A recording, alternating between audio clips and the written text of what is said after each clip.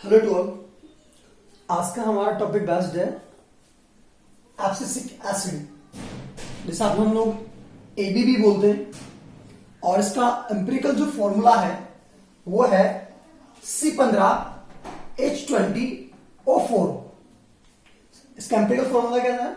C15H20O4। ध्यान दीजिए, इसे वृद्धि संदमक हार्मोन या ग्रोथ इनहिबिटर, यानी कि अब तक हमने जितने भी हार्मोन पढ़े थे वो सब वृद्धि को बढ़ाते हैं, लेकिन ये वृद्धि को कम करता है, रोक देता है, अवरोधक है। यानी कि वृद्धि संदमक क्या है? हार्मोन है। इसे एक और नाम से जाना जाता है, इसे स्ट्रेस हार्मोन, तनाव हार्मोन के नाम से भी जाना जाता है। हम यहाँ पर थोड़ा इसके इंट्रोडक्शन के बारे में बात कर लेते हैं कि सबसे पहले इस एब्सिसिक एसिड की खोज कहाँ की गई। देखिए, एबीए जो है पादपों में, एबीए पौधों में पाया जाने वाला प्राकृतिक एकमात्र वृद्धि अवरोधक हार्मोन है। यानी कि जो वृद्धि को कम करता है, रोक देता है, अवरोध उत्पन्न कर देता है वृद्धि में। तो ये एकमात्र प्राकृतिक वृद्धि अवरोधक हार्मोन है जो पादपों में, प्लांट्स के अंदर पाया जाता है। ध्यान दीजिए, दो साइंटिस्ट थे, दो वैज्ञानिक थे, वेरिंग और रॉबिन्सन। इन दोनों ने बैटुला की पत्तियों से एक वृद्धि अवरोधक पदार्थ को प्राप्त किया था। दो साइंटिस्ट थे, वेरिंग एंड रॉबिन्सन। इन दोनों ने बैटुला, एक प्लांट है, उस बैटुला की पत्तियों से एक वृद्धि अवरोधक पदार्थ को प्राप्त किया और जिन्होंने उसे क्या नाम दिया? डॉर्मिन। क्या नाम दिया? डॉर्मिन। इसे शुरुआत में इसे एबीए नाम नहीं दिया गया, इसे शुरुआत में क्या नाम दिया? डॉर्मिन कहा गया। ध्यान दीजिए, डॉर्मिन डॉर्मेंसी से लिया गया है, यानी कि जीर्णता से लिया गया है, क्योंकि ये जो हार्मोन यानी कि ये वृद्धि अवरोधक पदार्थ हमें जो प्राप्त हुआ, ये क्या करता है? जीर्णता को प्रेरित करता है, बढ़ाता है। इसलिए ध्यान दीजिए, इसे क्या नाम दिया गया? डॉर्मिन नाम दिया गया। आगे उसके बाद दो साइंटिस्ट और आते हैं, एडिकोट व क्रेंस। इन दोनों ने भी कपास के फूलों के रस से, कपास जो है, कपास के फूलों के रस से एक वृद्धि अवरोधक पदार्थ या वृद्धि अवरोधक पदार्थ को प्राप्त किया या पृथक किया, जो एब्सिसन यानी कि विल्गन को प्रेरित करता है। किसको प्रेरित करता है? विल्गन को। आप लोगों ने पढ़ा हुआ है विल्गन पहले भी। तो विल्गन को प्रेरित करता है और इसे ही एब्सिसिन नाम दिया गया। ध्यान दीजिए, यहां भी इसे एबीए नाम नहीं दिया गया। शुरुआत में वेरिंग और रॉबिन्सन ने इसे बैटुला की पत्तियों से प्राप्त किया और डॉर्मिन कहा। बाद में एडिकोट व क्रेंस ने इसे कपास के फूलों के रस से उससे पदार्थ को प्राप्त किया और जो विल्गन को क्या कर रहा है? प्रेरित करता है और इसे एब्सिसिन नाम दिया गया।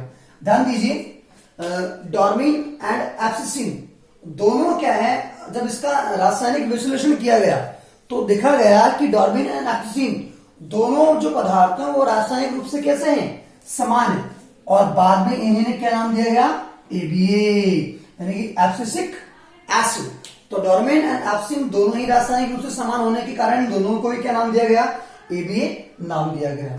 ध्यान दीजिए, एडिकोट और ओकामा, ये दो साइंटिस्ट थे, एडिकोट और ओकामा ने एबीए को पृथक किया। और ध्यान दीजिए, एबीए की खोज का श्रेय भी किसको जाता है? एडिकोट और ओकामा को। ध्यान दीजिए, एबीए का संश्लेषण कहां होता है? एबीए कहां बनता है? पुरानी जो लीव्स होती है, यानी कि पुरानी पत्तियां जो होती है, यानी कि जो परिपक्व जो पत्तियां होती है, उनमें इसका संश्लेषण होता है, फलों के अंदर होता है। और जीर्ण भाग, यानी कि जो जीर्ण होते हैं, या हम कह सकते हैं जो भाग मरने वाले होते हैं, जिनकी डेड होने वाली है, उन भागों में इसका संश्लेषण होता है। देखिए, एबीए को हम लोग स्ट्रेस हार्मोन के नाम से भी जानते हैं, तनाव हार्मोन। देखिए, तनाव हार्मोन क्या होता है? देखिए, आप लोगों ने देखा होगा कि पेड़ जो प्लांट जो होते हैं, प्लांट में तनाव की कंडीशन क्या होती है? तनाव की कंडीशन कैसे आएगी? अब तनाव की कंडीशन कहां आती है? जब आपने देखा होगा कि जो पत्तियां होती हैं, पत्तियों में छोटे छोटे रंध्र होते हैं, स्टोमेटा। जब उन पत्तियों से, रंध्रों से क्या होता है कि जब जल जो होता है वो वाष्प बनकर, यानी कि वाष्पोत्सर्जन की क्रिया क्या होती है? बढ़ जाती है। तो पादपों में क्या होता है कि तनाव की कंडीशन पैदा हो जाती है। तो ध्यान दीजिए, इसलिए क्या होता है कि ये जो हार्मोन होता है, ये जब ऐसी कंडीशन आती है, वाष्पोत्सर्जन ज्यादा होता है, तो एबीए का संश्लेषण हम कह सकते हैं, एबीए का बनना शुरू हो जाता है। यानी कि विपरीत परिस्थितियों में क्या करता है? एबीए का संश्लेषण करके वाष्पोत्सर्जन की क्रिया को कम कर देता है, यानी कि रंध्रों को बंद कर देता है। पूरे तरीके से नहीं तो हम आंशिक रूप से कह सकते हैं, आंशिक रूप से रंध्रों को बंद कर देता है, जिससे वाष्पोत्सर्जन की क्रिया भी रुक जाती है। इसी के कारण इसे प्रति वाष्पोत्सर्जन हार्मोन भी कहते हैं। तो यहां से क्वेश्चन पूछा गया है कि ऐसा कौन सा स्ट्रेस हार्मोन, कौन से हार्मोन को कहा जाता है? एबीए को ध्यान रखना, स्ट्रेस हार्मोन कहते हैं। क्यों? क्योंकि ये रंध्रों को बंद कर देता है, वाष्पोत्सर्जन की क्रिया को कम कर देता है, यानी कि हम कह सकते हैं पादपों को विपरीत परिस्थितियों में लड़ने के लिए या सामना करने के लिए सहायता प्रदान करता है। इसलिए इसे प्रति वाष्पोत्सर्जन हार्मोन या स्ट्रेस हार्मोन भी कह देते हैं। हम इसकी केमिकल नेचर यानी कि रासायनिक प्रकृति की बात करते हैं, कैसा होता है ध्यान दीजिए। एबीए का संश्लेषण जो होता है कैरोटीनॉइड्स के ऑक्सीडेशन यानी कि ऑक्सीकरण से होता है। ये ध्यान इसमें इंपॉर्टेंट है। एबीए का संश्लेषण किससे होता है? कैरोटीनॉइड्स होते हैं के ऑक्सीडेशन से होता है। ध्यान दीजिए, एबीए जो होता है, एबीए में 5 कार्बन से बनी हुई 3 आइसोप्रीन इकाइयां। ध्यान दीजिए, एबीए 5 कार्बन से बनी 3 आइसोप्रीन इकाइयों का बना होता है, और जिसमें एक यानी कि COOH समूह भी पाया जाता है। एबीए पत्ती के पर्णवृंत से पूरे पादप में पहुंचता है। देखिए कैसे, आपको बता देता हूं। जैसे कि मान लीजिए ये एक लीफ है, ये स्टेम है। अब मान लीजिए ये पत्ती है, इस पत्ती में यहां पर क्या बना? एबीए बना। अब एबीए, अब आपको पता है पिट्योल यानी कि ये जो पर्णवृंत होता है, इस पर्णवृंत से कहां जाएगा? स्टेम, तने में, और तने से कहां जाएगा? पूरे प्लांट में एबीए जाता है। तो ये कहना चाहता है कि एबीए पत्तियों के पर्णवृंत से पूरे पादप में पहुंचता है, यानी कि यहां बनेगा, फिर ये पिट्योल में जाएगा यानी कि पर्णवृंत में जाएगा, फिर स्टेम में, और इस प्रकार से पूरे प्लांट में पहुंच जाएगा। ध्यान दीजिए, एबीए जो होता है ये एल्गी यानी कि शैवाल, फंगस यानी कवक, और बैक्टीरिया में क्या होता है?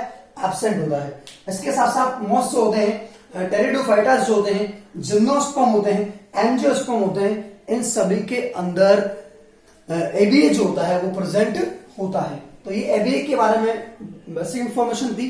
हम नेक्स्ट वीडियो में इसके जो फिजियोलॉजिकल वर्क्स हैं, कार्य हैं, उनके बारे में हम चर्चा करेंगे। Thank you so much.